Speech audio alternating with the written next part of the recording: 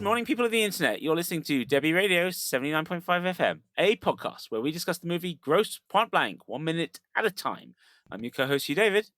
And I'm your other co-host, Dev Sodiger. And on today's show, we're going to be looking at minute 78 with Martin and Debbie on the balcony, really reconnecting.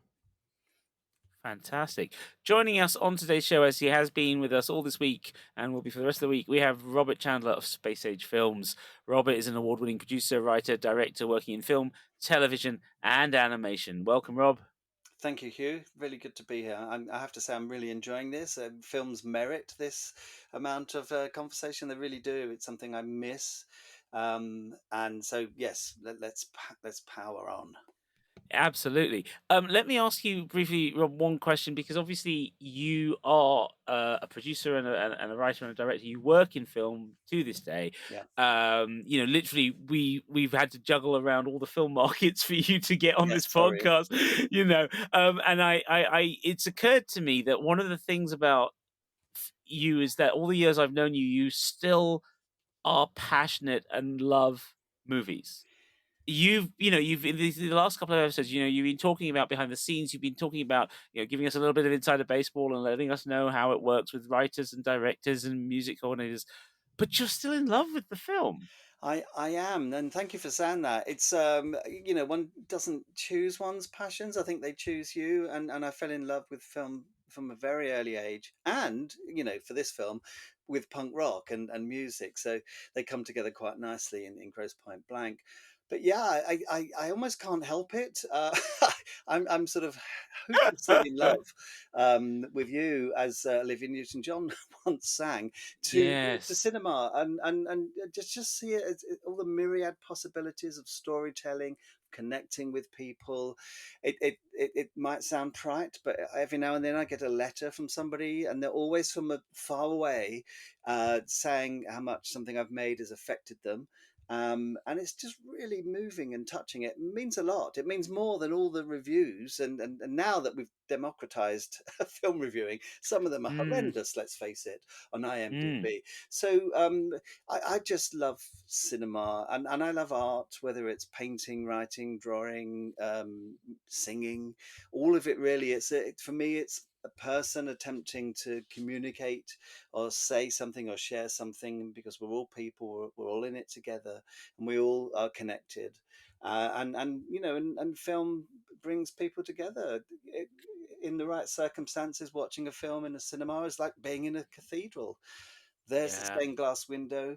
Here's all the people sharing the same sort of moment that's making them cry or laugh, and how precious that is to have done something where I've sat in a cinema of something I've made and felt people just respond to something that you wrote or thought about, or it's a very privileged, lovely thing to do, and I never tire of it. I never take it for granted. So I know I was hard to get hold of, because I was, sorry Hugh, I'm in Berlin at the Berlin Film Festival. Sorry Hugh, I'm in Bordeaux at an animation festival. I know it's a bit wanky, frankly, but and of course I never left this office all this time. No, I was there. I was traveling a lot, and it's just a great joy to be able to work in this area which I love so much. So, looking at this bit of the film, and here we are, still in rom-com mode. We know there's a thriller still lurking around the corner, but it hasn't reared its head in these moments. I mean, you've obviously written rom-coms as well as as well as being a fan of them. It's been quite interesting doing this podcast and to have quite a few men on who are fans of rom-coms. There's quite a few of us out there, and it's not necessarily a well-acknowledged demographic, shall we say. No, I know it could be, but it's just like horror. People think it's a boys' club. It isn't at all. Definitely isn't. Yeah. So one of the things that strikes me about good rom-coms is, particularly the ones that are written by women, is I think women write men very well. Yeah. I think they often write men in a more truthful manner than men write men. And I think, much as I adore Grosse Pointe Blank and much as I adore the mashup of genres, it is still very much, as you said in a previous episode, this is very much the teenage boy's fantasy, the returning home. Yeah. you're as you said, you're the cool one in the suit. You've got the best taste in music, the best glasses, sunglasses, etc., etc. Yeah, And you've now got the you get, killer secret, Yeah. yeah, which you're not going to share because you're above it. It's Yeah. I mean, yeah, I and think there's something there that we've been seeing throughout this entire endeavor where when there's something awesome in the script something awesome that a guy says or does on screen, it's come from the script. And where there's something awesome that a woman does, it seems like it's largely either impromptu or ad-libbed or yep, some other creation, right? Joan Cusack and yeah, Minnie Driver in particular, I think really yeah, yeah, come to life because they are such phenomenal actresses. yes, agreed. Um, and I mean that's not universally true. I think a lot of what Dan Aykroyd did is was improv, yeah. impromptu, and to an extent Jeremy Piven's characters lines as well. But Yep, I mean, the scripting really did favor the male characters in it did. quite a notable way.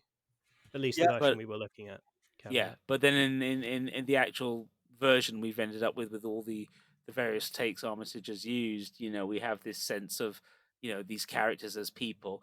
And I particularly like the way this conversation at this point, having at the end of the last minute, suggested that he apologized for having accused Martin of being broken, and now saying you're just sprained.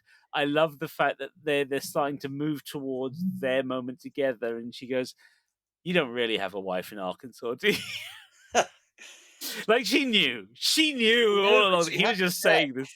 You've got to Yeah, check, because yeah, Cusack's fairly inscrutable. So there's always that sense of, yeah. do you know what?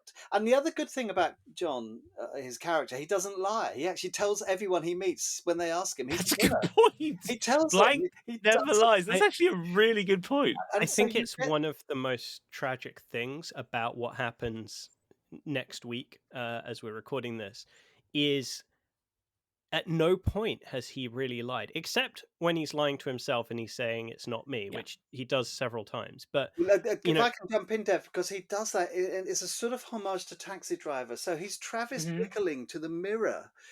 mhm, And where Travis is at his most naked and himself acting out this "you talking to me" fantasy, Cusack is doing the similar sort of thing in terms of composition, but lying about who he is. yeah, I got excited because I could just see that lovely echo. yeah, You yeah, can't make a Hitman film without thinking about all the other Hitman films. right, and Even Yeah, even projecting the opening of Grosse Pointe Blank sort of evokes, Fincher's The Killer with Michael yeah, Fassbender setting up yeah, the telescopic sight to yeah. off somebody. And So that Taxi Driver reference, I mean, it's almost mm, explicitly called out in that scene where he's getting ready to go to the reunion and that's he's right. yeah. talking into the mirror and he's trying on all the different roles he's going to put on for the night. Yes, that's Mm, right. And then the fool, he leaves behind the invitation, allowing somebody else. But if you look on the invitation, the dress code is "dress to kill," which is a nice little De Palma nod Yeah, to the genre, and also obviously a great gag because that's yeah, what he does. yeah. He dresses to kill. James, a little bit James Bond, a little bit this, a little bit that. Yeah, Yeah, it is. It is lovely. and I think we can talk about Bond a little bit because you've got the, is it "You Only Live Twice" with the poison coming down the. Yes, living. Oh, yes. There's that. Yes, we There's did. that, and We then did you've got. mention Bond with that. Yes, with the yeah, poison. It is you only live twice. And then you've got And the great score, the Guns N' yes, Roses, but as then well. that brilliant cut where it cuts into the supermarket and the music continues, but it's suddenly Muzak.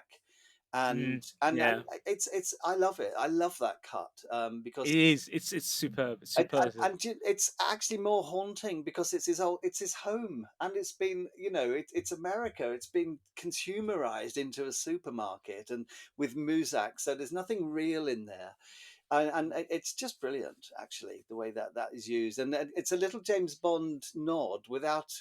We all hate films that try to be James Bond, or I don't like films that make easy references or easy nods. I don't allow it Mm, because it's like, yeah, just doing this for the nerds. But when mm, it does it well, which this film does constantly, like the Taxi Driver thing we were talking about, I didn't mind. mm, Whereas most mm. films that riff on that, I do mind. I think, no, that's a cheap shot. Make your own mythology. Don't just hijack somebody else's. But It's Grosse Pointe yeah. doesn't. It actually Yeah. serves it nicely. Sorry, Hugh. No, all I was going to say was we said again we were talking in an earlier episode this week about 90s neo noir and indie crime, and you mentioned Pulp Fiction, and Yep. funnily enough, even when I saw Pulp Fiction in the cinema in the opening week, the scene where Bruce Willis has to pick a weapon before going back in Right. to save Yeah. Ving Rhames' character is It's straight out of the Travis yeah. playbook.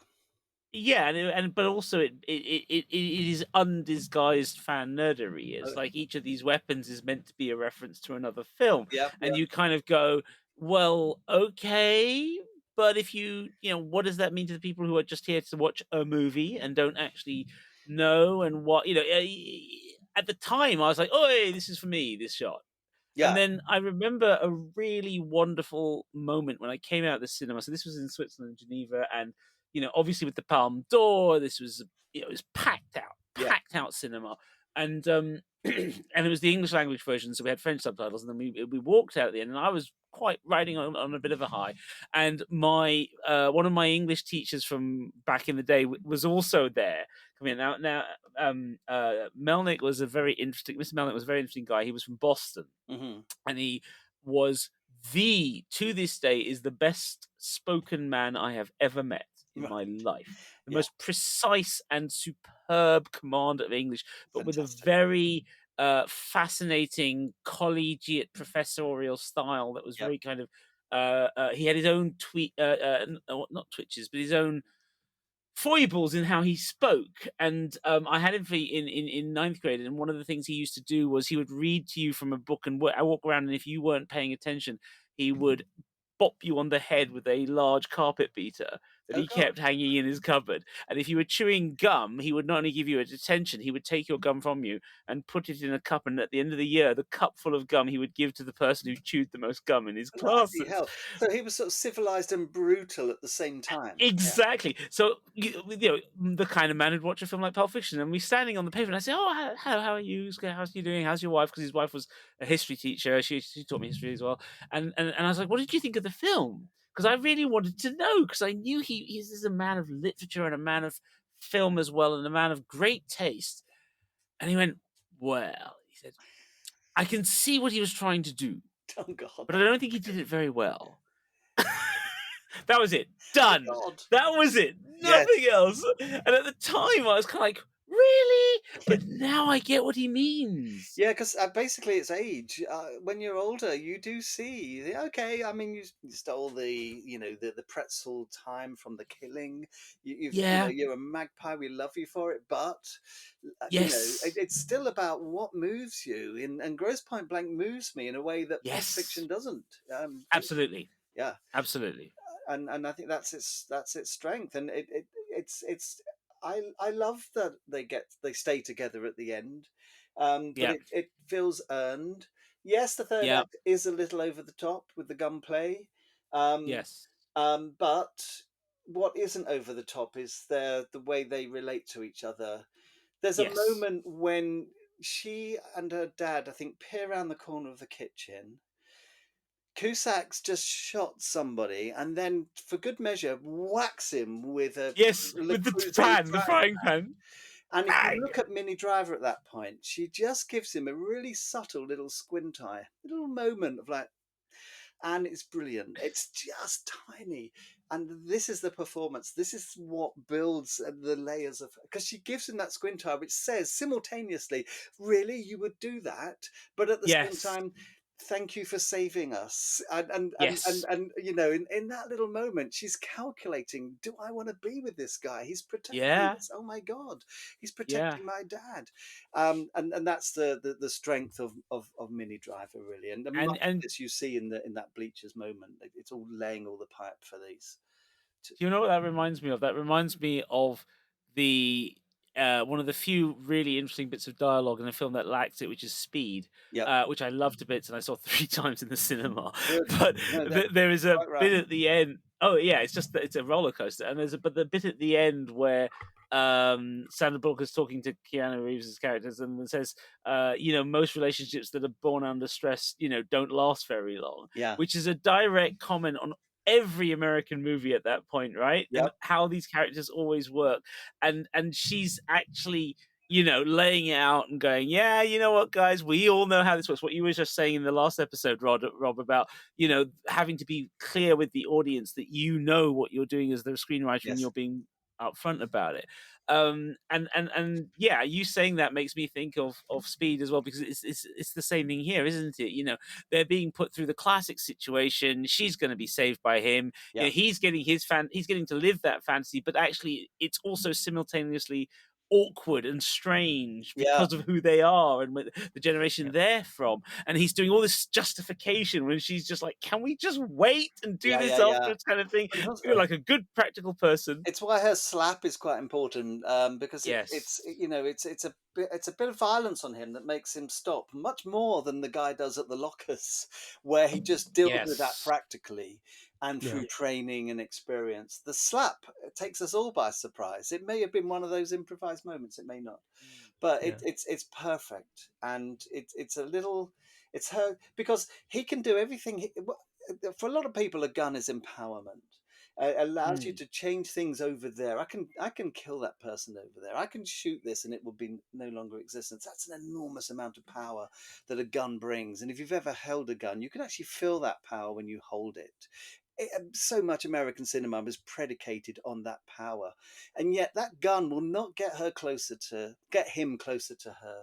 She can still say, no, you haven't won me yet, or she can slap him and without fear that he will pull a gun on her. And this is vital to their relationship, and why I talked about him being neutral. He still has a very clear moral line. He even says early on, doesn't he? He makes the Greenpeace statement about, no, I'm not. Yes, that was so funny. That and that's so John Cusack, if you ever follow him on Twitter. Yes, absolutely. It's very him. Yeah, that's totally him. But he has this sort of line, and that's what I love about the film as well, is that he doesn't win her by violence or gunplay or being more masculine. Their relationship may not work. It may be like the end of the Mike Nichols film. Sorry, what's Dustin Hoffman, Graduate. Catherine Ross, The Graduate. Thank you. Oh, sorry. Yeah. Their relationship might be like the end of The Graduate, where you get that moment where they've won everything, they've battled all the obstacles, they've got away from the church, they're on the bus, and then there's a moment of doubt flashes across the screen, really, and you freeze. They may have that. We don't know. It doesn't matter. The point is, they've sort of won each other, and he did it without using his gun to do that. Yes. Absolutely. It feels almost like a kind of cliffhanger ending, right? Like a Lock, Stock, Two Smoking Barrels kind of indeterminate ending. Initially, you watch it and you're kind of like, they're driving off into the sunset. This is the happy ending, right? This is, but then as you kind of, I mean, for me, as I grew up, as I watched this film a few more times, I'm like, it really doesn't actually necessarily feel like that's going to be the case. And it feels like, I mean, we know George Armitage really struggled with the ending of Miami Blues and had issues with how that ended, and it reflected badly in the reviews, etc. Because that was ahead of its time, because he didn't want to be doing, I think, the cliched happily ever after ending, and I think this film nails that line really nicely. That for those that are just wanting to sit in, mindlessly watch something, you've got your happy ending, good, go away, have a nice day, kind of a thing. But if you're watching it, if you're really reading these characters, it's a lot more ambiguous than that. And I think it's, in a way, it is. It's much more real. And it's, in a way, one of the problems with War Inc. as well, is that War Inc. then kind of codifies how this ended. Right. Assuming you think of it as a sequel. Yeah. Which I mean, the other thing... Yeah, well, exactly. Yes, this is like your Clash 2 album that will not be mentioned. Yes, Rob? Yes, that's right.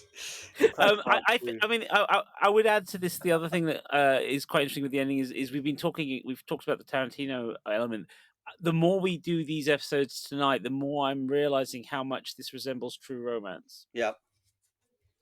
In terms of the nerd fantasy and the way you then find yourself mixed up in violence. And again, the nods, the fact that there's the explicit Mr. Majestic nod, because that's the only way you can get the courage to go and confront the drug dealers, and all this sort of thing. But the two films could not be further apart. Yeah, but True Romance has the benefit of it, of Quentin not directing his own screenplay, and so Oh, you've got absolutely. another That's why it's his director. best. Yeah, well, that's the thing, and Tony Scott isn't even necessarily a great director of actors, yet there's a No. depth to that he does bring. He's a sly director, Tony Scott. He's much better I than you miss think him. he is.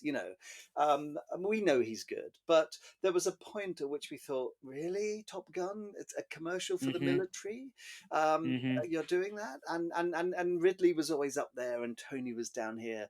But over the years, and I love the way Tony lights his films. I mean, I can watch his films just for the lighting, and that sounds a bit nerdy, but so be it, But True Romance is able to bring a director's vision to a good script, and therefore all the performances are ripe and good and strong, and that's what's missing. Pulp Fiction is still a sort of, I don't want to use the word comic book movie because comic books mean too much to me, but there's a surfaceness to it. It rarely goes deeper than that surface, whereas True Romance does. All those characters, you know them, they live on, and I think that's why this might feel closer to True Romance than Pulp Fiction. It's hard not to be in the shadow of Pulp Fiction. It's like the atom bomb that went off, and the shadow continues, the debris and the fallout continues to rain down on us, and we don't want to be Pulp Fiction nerds, because that gets a bit dull, frankly. There's more to cinema than that, yet for some people they think cinema was born in that moment, but no, there's way much more than that. And I don't see Pulp Fiction informing this film that much. They even obviously agreed blast the statue, the cutout, sorry, the four-way cutout of the four characters. And to me it's more Roger Corman. Before Tarantino there was Corman, and it's Corman's shadow that falls over the film. I mean, apparently Armitage because Armitage knew Tarantino was a big fan of his, and so apparently he asked for the standee if they could use it and got permission. And I think I find that very entertaining, because this shows you the sort of it puts Quentin in the place where he was at the time. He's still the fanboy, he's still the nerd. He sees Armitage's talent, because at the time, as you said, not a lot of people perceived who Armitage was. Miami Blues felt like it's an arrival, even though he's been here for 15 years. Yeah, exactly. And so I think in that sense, it's nice of him to give his nod back to the guy who keeps saying, "Oh yeah, no, you should see Miami Blues. It's a great film." But I love that Tarantino would little have been thing aware of Hitman. as well. Made a film called Hitman, which is basically yes, Carter. With Billy D. Williams. That's right, and Pam Grier. And Yes. Armitage said to Roger, "Shouldn't a black guy direct this?" And Roger said, "We can't get it funded with a black guy directing it. You've got to direct it." And so he did. Who wouldn't? But they ripped off Get Carter. But it's it's an exploitation film. It's under the Corman umbrella. Tarantino would have been aware of Hitman, so it was probably that which drew him to Grosse Pointe Blank, maybe more than Miami Blues. Maybe it was Gas. Maybe it was his student nurse's film. What Quentin. Well, it could have been any of that. You're right. Yeah, and also there was something in Armitage's career. I seem to remember had Robert Forster in it. We know how much Tarantino loved Forster. Yeah. One of the least subtle transitions in this film, I feel, is this. In the foreground, the camera. I mean, another dolly shot, or not dolly shot, crane shot. In this film, I think there are a few. They're fairly well chosen, and I like this one. But it starts off with this dancing couple of newlyweds dancing around, and then as the crane lifts, obviously you see Martin and Debbie dancing right behind them. Yep. Not too subtle imagery there. No.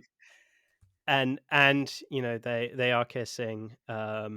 The dancing's very good as well, I have to say. Quite often in dancing in movies, it's not, because they're often dancing to silence. That's how you make those scenes. You don't have the music playing. Oh, yeah. So really? Yeah. So you can do multiple takes, and you can pick up dialogue and whatever. So quite often, it's like in a crowded scene in a pub. Often people are just doing that. They're not actually saying anything, so the sound recorders can make sure. Wow. But the dancing there is very good, because I'm always looking at that and thinking, are they really? Yes, they are. they're actually dancing quite well, and they're not dancing like trained dancers. They're actually dancing like characters, like people, and that's Mm. another great thing. I thought was put into how they dance. Behind, next to the wedding couple, you've got Jeremy Piven, haven't you? Dancing, over Mm-hmm. dancing, much like he Mm-hmm. overacting, over dancing with the belle of the ball, the Tracy or whatever her name was. Is that who he's dancing with though? I I think was I think it's her blue dress. It's yeah. because It's just she gave suddenly him she's a turned cold into a shoulder. brunette, as far as I can tell, which Oh, it maybe was it isn't her. I thought he managed to get a dance from her and I then was over He does, dancing. yeah, he yeah. does. I'm not I mean, that's sure. how I'd taken it to be. Because I mean, you see almost every character that they meet in the uh at the reunion in this scene, right? So you've got Yeah, Terry, who's played by Steve Pink, one of the other yep, yep. The script writers. writers for this. He's And just sat on just the edge like of the a stage quick without shout out anybody. for Hot Tub Time Machine. A quick shout out. He Yes. went on to direct those two films. Cusack's in them. They're old friends, aren't they? And Yes, I of love Hot Tub Time course. Machine, and so there's a nice connection there. Oh, Um, wow. Yeah, yes. You've got Ken dancing with somebody. You've got Bob DiStefano even dancing with somebody. And it's interesting that all the male characters are the faces, and Yeah. all the female characters have their backs to the camera, except for the newlywed and Debbie. Oh, nice So it is, observation. I hadn't picked up on that. That's very good. yeah, it's very hard to kind of really identify people. Arlene Oswald Joseph is fairly easy to identify just because of that phenomenal hairdo. Yeah. Um, She does have a great hairdo. but yeah, it's I Cool. think it's a bit of a shame, but I can kind of see that it helps you bring that focus Well, it's into the male Martin gaze. and Let's Debbie. face it. It's a boys' film in that it's about a boy's Mm, fantasy, and mm, so I think that's fair enough because it fits within that. Whether it's a sexist thing or not, the whole film industry is sexist, and this film is part of that. We need a point of view, and we're telling this guy's point of view, and therefore that for me that dance scene and not seeing those girls' faces, it brilliantly captures how one might have felt watching a school dance or a disco. You know, I used to go to the school mm. discos. I used to design and paint the posters for the school discos, Oh, wow. and then go to the disco and be a complete wallflower hiding, you know, because I was terrified of girls, you know, and so Yeah. I understand that shot with all the girls with their backs to us, and you know those are the future wives and girlfriends and partners, Mm, and that they're slightly anonymous is sort of goes with the film. But then, of course, we also have the fact that this is a 10-year reunion. So the irony is Yes. that they are still dancing like you Yes. just described, Yeah. and yet some of them have families, have partners, and yet actually what we are really seeing here is the ones that got away. You can see everyone trying to pair up again Yeah. Yeah, in yeah. ways that either for nostalgia's sake or because they missed their shot. Absolutely fascinating, and you know what? It's probably one of the many reasons I've avoided going to any of the reunions from my Well, school. you see, I don't really want to be around that I necessarily. go because now I can go and I feel like John Cusack because now I can Oh, go. I bet you're the Yeah, film producer I'm with the the film award. producer. Exactly. I've waited. It took me like 30 Yes. years, but I've avoided it. I'm going back. So I can do that now. I'm the cool guy, you know. Oh, yeah, yeah, that's fantastic, Rob. That's so cool. You finally get to do that. Yes, Oh. exactly. Oh, it's shamefully indulgent, but what the hell? Well, that's what you might as well. If you're going to go to one of these things, you might as well. Yes, exactly. Yeah, Yeah, no, I couldn't do it. I couldn't do it. I went to a very posh private school in Switzerland with full of people whose parents were very, very wealthy, and therefore they all went off to very, very fascinating jobs. And even the ones who weren't that wealthy have gone on to do things like the Red Cross and Medicine Sans yeah, Frontières and all the rest of it. And even arguably the most beautiful girl in my year group uh ended up after banking because her father was one of the vice presidents at Ford right. in Ford Europe, and she ended up then founding what would become the most prestigious yoga studio in London. Because Amazing. my boss at ADV, who Dev met, she Yep. went to that studio Wow. because it was right off Yeah, our office there. That was one of the branches, yeah, but yeah. I didn't realize until I looked at it. It was founded by my friend from school. And No. I was just like, I was just so weird, and I was just like, yeah, I would feel really strange about going back and going, hi. I'm a I did a teacher. few things. Yeah, well, I've done like 7 or 8 Oh, I know, but careers, the idea of coming including back to a school and saying you're a teacher, I don't know yes. how whether they feel you could you escape? Are you like Paul Giamatti in The Holdovers? You've never been I able to escape the orbit of Do you know what? That's probably what it would be like because my mum was a teacher at that school. yeah, So yeah, a will have been taught by her. But then in addition to that, my friends, because you had a class distinction made out of the fact that the teacher kids are the poorer kids because the teachers get a discount to have you there at the school, Yeah. whereas everyone else is paying full whack. yeah, And so, the teacher brats, as we were called, we're like right, one group because we don't have the expensive jeans and all the yeah, good yeah, quality stuff and the latest Walkman and whatnot. But we're still there and we're the ones who know our stuff. So people come to us for the nerd stuff and ask us the questions and the answers. So, it was, and I know what most of those people have done with their lives. I know where they've gone. I know what they've done. I'm in touch with a few of them. And you know what? They're the ones who won't be going back either. And I think that Yeah. probably says it all. Yeah. yeah, yeah. I think I'd love to do the Martin and Debbie thing, but I also know that, you know, he's 30s, 28, 30. I mean, I'm 53 now. It doesn't work that way now. Yeah, yeah, it's You know, different. But we should just quickly talk about that subgenre of films, which was the high school reunion film, because you had mm, Grosse Pointe Blank and Romeo and Michelle was around the same time, wasn't it? But Same the year. year Yeah. also Kathy Nelson doing the music. Yeah. of course. But the year before was one of my favorite ever films, Ted Demi's Beautiful Girls, and that's '96, I Ah, think, and that has a great high school reunion sequence in it as well. It's a superb film. It's way up there. I recommend it if you haven't seen it. And again, it's all about character. It just gets its character so well, and it's a reminder that it's a great loss to have lost Ted Demi, Jonathan Demi's brother, who's actually a very talented director. But because I saw Blow in the cinema. I remember seeing that in the cinema and thinking, oh wow, this guy's the real deal. yeah, yeah, yeah. No, he was the real deal. But Mm. there's that thing, isn't there, that's in the air, and suddenly you get a spate of high school reunion films for some reason. I think one helps greenlight the other, in the small sort of corridors of power in Hollywood. Back then, they no longer exist. But back then, I I mean, think it was also the time, right? This is 10 years after peak John Hughes high school movie, right? yeah, So yeah, of course, having the yeah. 10-year reunion at that point kind of balances out. Like you look at how influential John Hughes was in the genre and how many screenwriters would have grown Completely, out of those and the films. people who grew up with those films now found themselves in positions of power because Hollywood Yeah. will give power to young people, and then they will commission films that reflect, Yeah. the films that they loved growing Yeah. up. And please, John Hughes, big fan. I tried to get a South Bank show made on John Hughes. Oh Um, wow, I did, and almost succeeded. It didn't happen. I tried to do, no. and John Sayles as well. And they both got so far, but didn't quite get through. But even so that those two filmmakers, but Hughes especially, just for Yeah, capturing that sort of real life, if you can call it that, America and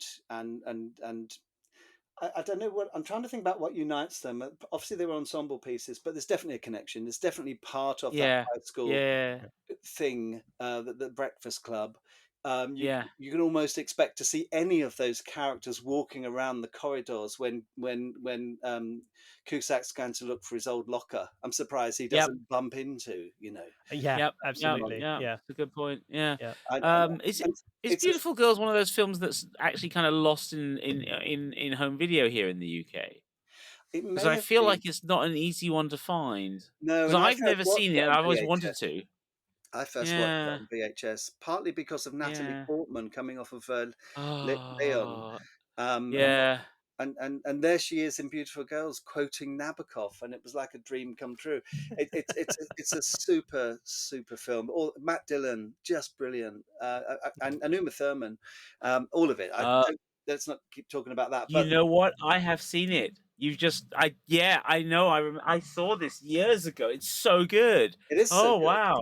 But Yeah. again, it's sort of centered around a high school reunion, and it's quite real. And there's one girl who's a queen bee. She's like the Stacy or Tracy, forgive me, the character uh, in, Mhm. in Grosse Pointe Blank. And one of the guys goes up to her in Beautiful Girls, and they're older now, and she clearly Mm. not so much bullied him, but belittled him. And he just says Yes. and she says, "Oh, I remember you." And he says, "Yes, and I remember you. You were as mean as a snake, as mean as a snake."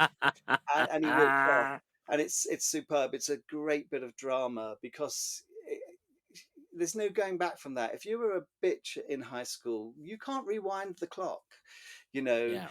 And 10 years later, the the economics of the situation are different, and so on and so on. And so, but that high school reunion as a genre, um, Grosse Pointe Blank fits into it very nicely. End of the 90s, a nice little treasure trove of films that were exploring what we do with our Yeah. lives. There's a shot right at the end of this minute. Well, we've already talked about it. It's that crane shot with the ballroom, and I noticed that there's a lens flare that makes me think that this is shot in with an anamorphic lens. And Mhm. I've not noticed lens flares of this nature in the rest of the film, and I'm kind of curious. I don't know, Rob, if you might know this, whether this was George Armitage's preference to shoot in anamorphic, whether he was particularly wedded to it, or whether he kind of I swapped suspect back it and forth. wasn't. I suspect it was an accident, and from the Corman school, you would cut it out because that's not what you Mm. want for Yeah. the drive-in. There were no lens flares in any of Corman's, Poe movie, Mm. I think, and so I think it might be a happy accident. Nowadays, you can't move for sodding lens flares like the JJ. Oh, stop it! We blame JJ. We Yeah, blame yeah. JJ. And the more we move into digital, the more people want to reproduce that sort of Mm. what's the word I'm looking for? Analog Yes. experience, and even AI coming will bring lens flares.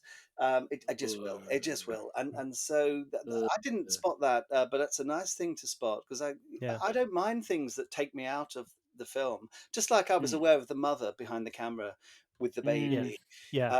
It's okay. It's a film. It's something that people have Yeah. made. I don't mind that at all, as long as it feels true to the story being told. And it sounds like that moment does feel true to Yeah. It crane. gives it that kind of dreamlike quality, right? And it Yeah. reminds me a little bit of, in a funny way, the ballroom scene in Labyrinth, right? With Okay. Mm.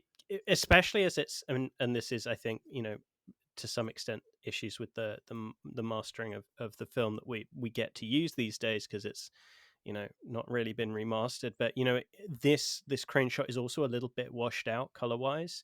The red is Mhm. still strong, but the blues kind of Interesting. Mhm. are a little faded, so it does give it Mm. a slightly And I um suspect, because of the crane, he would have gone wide angle because you get less Yeah. less shudder with the wide angle, and you can get the whole scene in, and that uh, by doing that, he's right. letting the light in from from one of the lamps that the DP's put up, and it's shot through the lens and giving us a nice bit of flare. Great. Yeah. Mm. We know. I mean, we know DPs who now fucking pull the lights round just to get the lens flare. Stop it. God. Oh, there definitely wasn't any in A Christmas Number One. I know No. that. You made sure of that. Well, Uh, I mean, it's an affectation, and I it remember when is. the plug-in came in for lens flares, in Oh After Effects, and you no. saw them Oh everywhere. Stop no. it! You've ruined something that once was quite a sort of beautiful acknowledgement of the way a lens is constructed with all the Yes. layers, Yes. and Yeah. and if you overdo it, you kill it.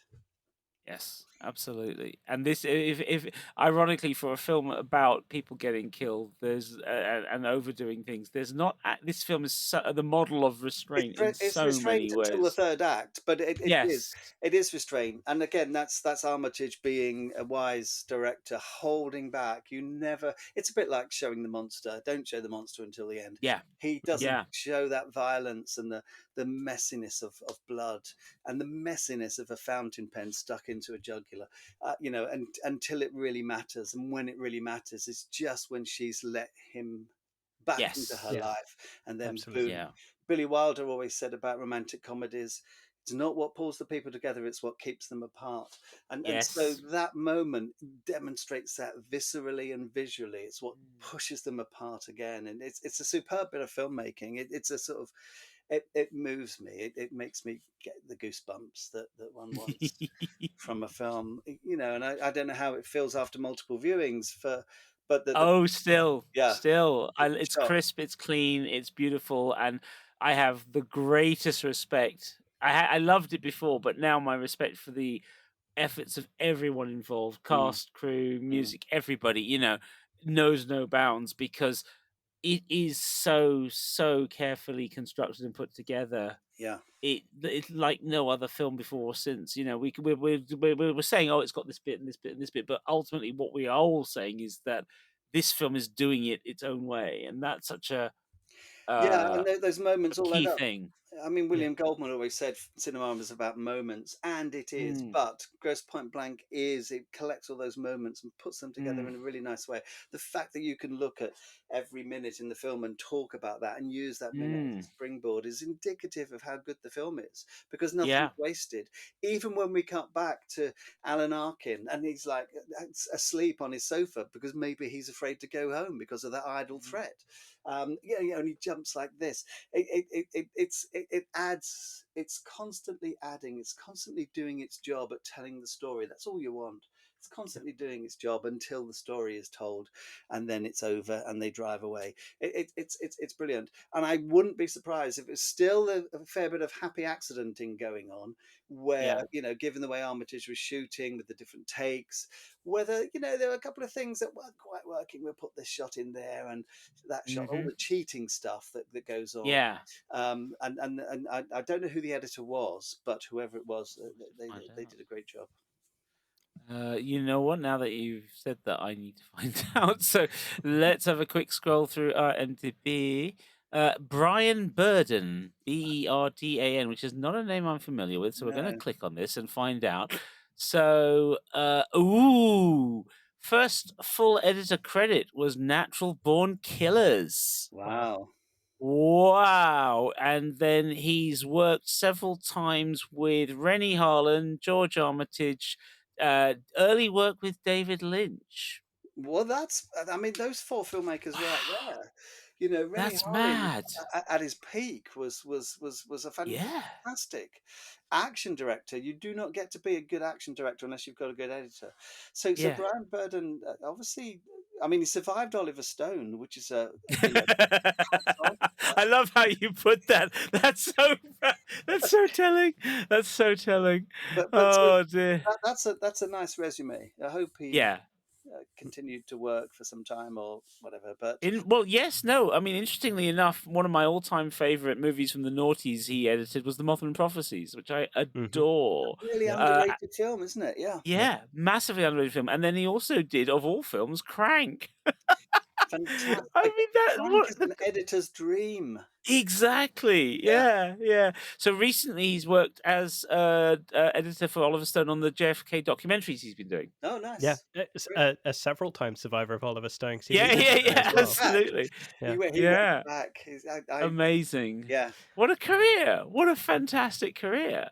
that's a lovely career. Ah, That's good to know. These are the unsung heroes, aren't they? Really, that Yeah. yes. And we yeah. go out and Yeah, celebrate. we've been doing a lot of that with this with this podcast. It's fine. It's coming across people and going, "Oh, wait, they did this." Yeah. It's been really fascinating to see how much talent Cusack collected in one place at one Yeah. time for an indie production, and how many of them were already successful, and then how many of them were about to bloom and blossom. Yeah, and Um, Cusack's star was in the ascendant. Obviously he had the mm. early stuff with Rob Reiner, but then he'd made City Hall, he'd made The Oh, Player. I forgot about City Hall and the Player. Yeah, Oh so yes. in a way, this film is, Oh. and of course the Grifters, but this film is almost a bit of a throwback for him. It's like if I'm going to produce a film, I'm going to go to my comfort zone where I know I can deliver the Yes. boy thing and the Grifter thing. Let's put them together, Yes. and here I am. But City Hall's a pretty serious is always a silly word, but you know what I mean. Serious Yeah. movie, Yeah. and I a mean, yeah. strong movie. Play deputy to Al Pacino is who wouldn't Yeah. do that when that kind of Yeah, and such a New York cast as well. Danny yeah, Aiello, Martin Landau. Oh god, I gotta go back and find this. I haven't seen this in forever. Yeah. No, I I mean, I was like there. Harold Becker's another underrated Very much so. director, Plus you Paul know. Schrader. So Harold Becker and Paul Schrader, plus the Yeah. story. And Nick Pileggi as well. Yeah, of course. Goodfellas, yeah, Yeah, what a that's a New York movie. it How is really is. that not out? Like, how is that not out in a special edition? What? This is the thing. We keep coming across all of these films. It's like Grosse Pointe Blank has a Blu-ray. It's not a new one. It's not a fresh master. It's been around for 20 plus years. You know, the same masters on Disney Plus, and it's just like, all these wonderful films from the late 90s that are just languishing for a Yeah, variety of commercial reasons, which need to be rescued and they will from the be. You know they archives. will be. Every film ever made will be available for our children. I don't know. I don't know, Rob. I feel like it. I feel like it's it's an inverted funnel in which the more elaborate the technology gets, the less films make it through. uh, You go back. You and I can both name films that are only on DVD. Beautiful Girls is just one, as I've looked right. up. We can name films that were on VHS and never made it to DVD. Mm, And then we can go back to film yeah, and talk about films that never made it to the home video market. And as you go through each iteration of technology, all the companies only want to, and you know about this as somebody who makes movies, the investment in the home video aspect comes entirely down to, well, what's the cheapest medium we can yeah. put it out on One of the and weird maximize their profits. One of the weird things about working in the film industry is discovering that not everyone has the same level of passion that you do. When you're young, you assume that we all want to be James Cameron, and we're all nerds, and we want to reinvent cinema. And you get there, and they're not, and they're business people, and they have Yeah. different values, and it can be refreshing. I found it to be refreshing as well as not disappointing. That's the Okay. wrong word, but it's bracing. You have to. There's a danger in being too sort of passionate and nerdy, and that you don't always get taken seriously because they think unless you're super talented. You've got to be careful because quite often I'm talking to financiers, investors. They do not want some sort of garrulous nerd sort of popping up and wearing his own sort of company t-shirt and spouting off about beautiful girls. They don't want to hear that. They want to hear that the thing you're making, there's an audience for it, that we can sell it Mm. this way, the pre-sales are good in this territory, we can do that. So you have to sort of become the businessman that you didn't think you would ever be, and the lawyer you may have trained Yeah. to go back, and the financier yourself, because you're in the business of making them their money back. I'm very Yeah. aware of all my films, how much money they've made, what's been successful, how much. I've received a check today from Russia for one film. It was like $1,000, and that goes Wow. into a pot. It was a really small amount but it came. It goes into the pot. That pot goes back to the financier, and so on. So all of those things you have to be on top of as a producer, whilst retaining your passion. And sorry, I'm making this about me. I don't mean to, but No, no, no, no. I was about to say this is about part of the Cusack, isn't it? context of the Roger Cormans and the George Yeah. Armitages, Yeah. and why sometimes you see directors who have only made 3 films, even though they're really good, because they've been ground down, or they just didn't know how to be, that person who can combine business, law, i- writing skills, directing skills, editing skills, all those sorts of things. That as a producer, it's handy to have. And Mm. I'm sorry if I made this about myself, but in a way, I kind of want to bring it back to George Armitage as one of the heroes of Grosse Pointe Blank. There aren't. It's not a film that shows off its direction, and yet everything's right. If you watch a Paul Newman film, you kind of think, well, where's the character of the director? Paul would always serve the drama because he's an actor. He never gave us a flashy camera move that said, "Don't forget about me." And this film does that too. It sort of serves the story and the actors, those close-ups you were talking about on Minnie, and allowing her the physicality of her performance, space to move, space to breathe, to exist in the frame. George does all of this, and these are all the things that, Mm. as a director, you often don't get credit for. I've seen Mm. directors spend 80% of their energy on keeping the lead actor happy because they were having a strop that day and you needed them to be in a certain mood for a scene, and 20% on where the camera goes. And as when you're young, you think it's the other way around. It often isn't. And so what George does with his cast and the way he marshals them and gets those performances out of them, I think it's a great achievement that should be more recognized. Do you think part of that has to do with the fact that this is Cusack's first production as well from his shingle, and that he's not only is he front and center on this side of the camera, he's also front and center on the other side? Yeah, I hope so. I don't really know. You can never tell with producer credits and exec producer credits what they really did unless you were there at the time. Mm. Quite often they're given away quite liberally. Often they're given to people who deserve them and don't get them, who might have saved a film. Films are saved in so many different ways, and nearly all films are saved rather than made, because it's an unholy mess.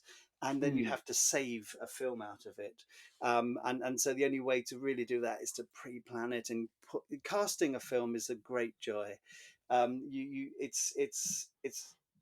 It's crucial. If you get your casting right, you're 70% of the way there in terms of that story being told. We've all seen bad performances.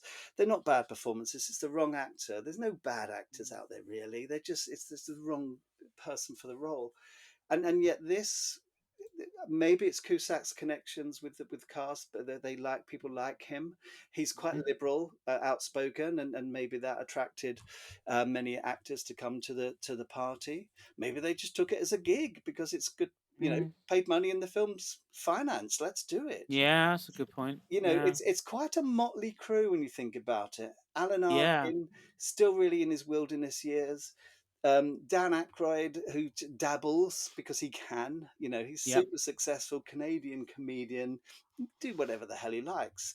He's now got his own whiskey brewery, I think. That's Tequila that. distillery, yeah. Yeah, and the Cusack bringing all of his family to the party. Yeah. Good point. Minnie Driver, where did she? I mean, she was what, Circle of Friends, and then That was it. And then this, yeah. Yeah, and then this, and then of course this catapulted her, and then she went on to Good Will Hunting, and made the mistake of falling in love with Matt Damon.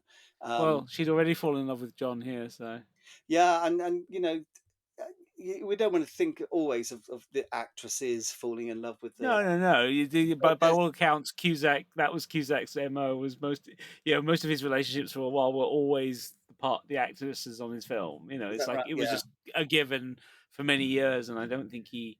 I find it interesting, not because I am judging it, but because I always am fascinated at the crossover between reality and fiction. Mm-hmm.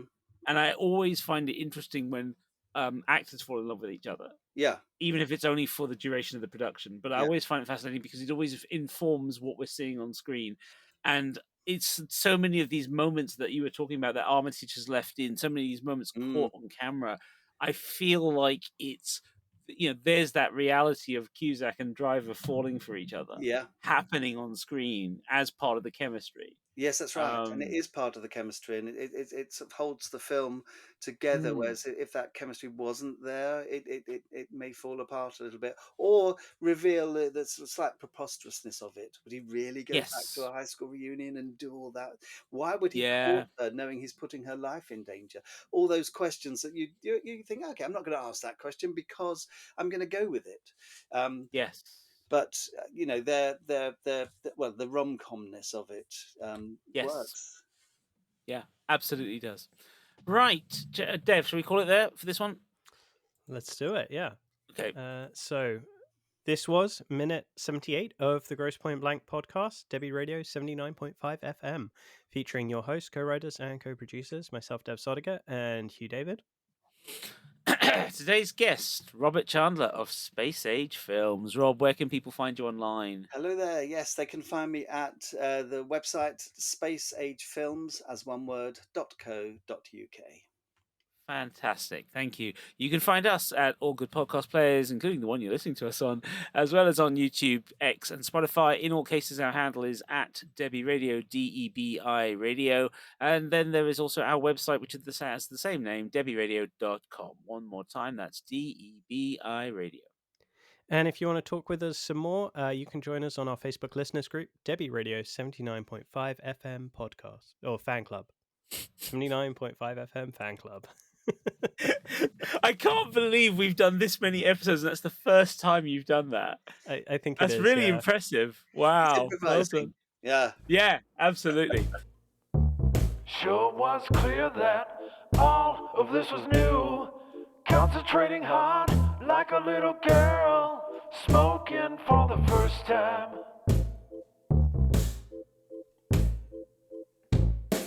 It wasn't a moment, it was a feeling.